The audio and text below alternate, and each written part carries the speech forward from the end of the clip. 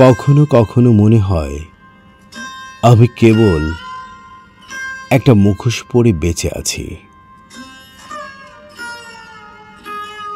হাসি দেই, কথা বলি, কিন্তু ভেতরে কোথাও চুপচাপ একটা কান্না জমে আছে। সবাই ভাবে আমি ভালো আছি, কিন্তু কিন্তু কেউ দেখে না আমার চোখের ক্লান্তি।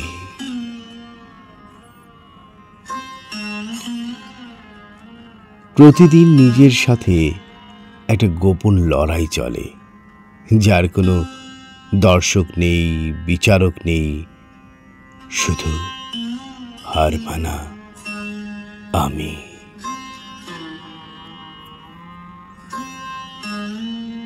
জীবনের দিকে তাকালে মনে হয় আমি যেন কেবল হেরে যাওয়া পৃষ্ঠাগুলোর একজন লেখক। সব কিছু রেখে একা কোথাও হারিয়ে যেতে ইচ্ছে করে,